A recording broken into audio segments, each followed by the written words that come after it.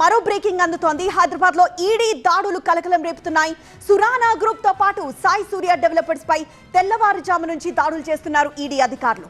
Surana group chairman, director నివాసాలతో పాటు సాయి సూర్య developers chairman, director ఇళ్లలో తనిఖీలు నిర్వహిస్తున్నారు.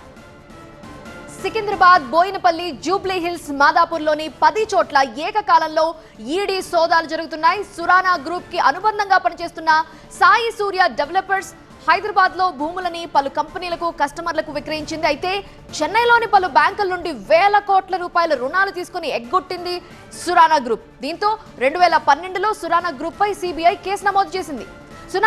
సురానా గ్రూప్ నుంచి అప్పట్లో 400 కేజీల బంగారం స్వాధీనం చేసుకుంది సిబిఐ. అయితే సిబిఐ కస్టడీలో ఉన్న 400 కేజీల గోల్డ్ లో 103 కేజీల బంగారం మాయమైంది.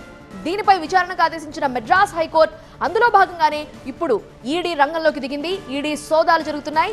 మొత్తం 10 చోట్ల ఏకకాలంలో సోదాలు నిర్వహిస్తున్నారు ఈడీ అధికారులు.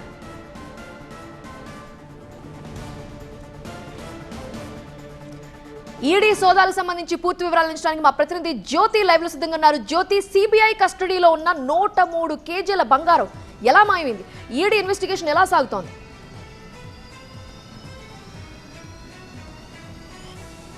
సురానా గ్రూప్తో పాటుగా దానికి అనుబంధంగా ఉన్నటువంటి సాయి సూర్య డెవలపర్స్ మీద ప్రస్తుతం ఈడీ అధికారులు రెండవసారి సోదాలు నిర్వహిస్తూ ఉన్నారు. నగరంలో ఉన్నటువంటి బోయినపల్లి, జూబ్లీ హిల్స్తో పాటుగా మాదాపూర్ లాంటి ప్రాంతాల్లో డైరెక్టర్లు, చైర్మన్ల ఇళ్లల్లో ప్రస్తుతం ఈడీ అధికారులు సోదాలు కొనసాగుతున్నాయి. ప్రస్తుతం మనం ఎవరైతే సురానాకు సంబంధించినటువంటి డైరెక్టర్ దేవేందర్ సురానాతో పాటుగా నరేందర్ సురానా, వీళ్ళిద్దరూ కూడా అన్నదమ్ములు, ప్రస్తుతం వారి ఇంట్లో సోదాలు చేస్తున్నటువంటి దృశ్యాలు చూస్తున్నాం.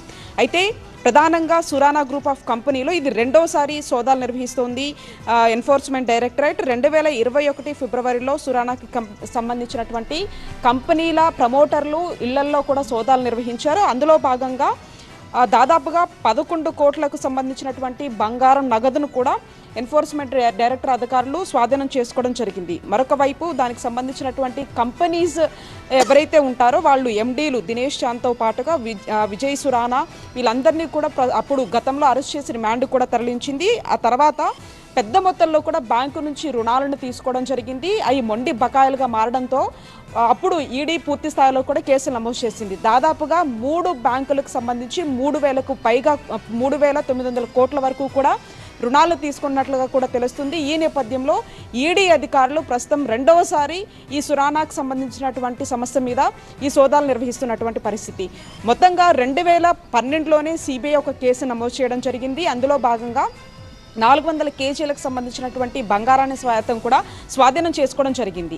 ఈ బంగారానికి సంబంధించి ఎప్పుడైతే సిబిఐ కస్టడీలో ఉంచిన తర్వాత కూడా అప్పటికి ఎస్బీఐ బ్యాంకు దగ్గర నుంచి కొంత రుణాలను పెద్ద మొత్తంలో వేల కోట్ల రూపాయలను తీసుకోవడము, అంతేకాకుండా ఇందులో భాగంగా సిబిఐ ఎప్పుడైతే ఈ కస్టడీలో ఉన్నటువంటి ఆ బంగారానికి సంబంధించి అంటే ఎస్బీఐ తమకు ఏదైతే తమ దగ్గర నుంచి వేల కోట్ల రూపాయల రుణాలు తీసుకుంది కాబట్టి ఆ 400 సంబంధించినటువంటి కేజీలను బంగారానికి సంబంధించి తమకు ఇస్తే దాన్ని పూర్తి స్థాయిలో కూడా మేము బకాయిలు చెల్లించుకుంటామని చెప్పడము. ఆ తర్వాత ఈ కేసు కాస్త మద్రాస్ హైకోర్టుకి చేరింది. మద్రాస్ హైకోర్టు పూర్తి స్థాయిలో విచారణ చేసిన తర్వాత కూడా పూర్తిగా ఏదైతే 103 కేజీలకు సంబంధించినటువంటి ఆ బంగారానికి సంబంధించి కూడా విచారణ చేపట్టాల్సిందిగా సూచించింది. ఈ నేపథ్యంలో ఒకవైపు సిబిఐ కేసులు ఉన్నాయి, అంతేకాకుండా ఈడీ కూడా ఈ లోన్లకు సంబంధించి పెద్ద మొత్తంలో షెల్ కంపెనీస్కి తరలించాలనే అభియోగాలు ఉన్నటువంటి నేపథ్యంలోనే ఇప్పుడు ఈడీ అధికారులు ఎంటర్ అయ్యి సోదాలు నిర్వహిస్తున్నట్టుగా తెలుస్తుంది. ఈ సోదాలు సాయంత్రం వరకు కూడా కొనసాగేటటువంటి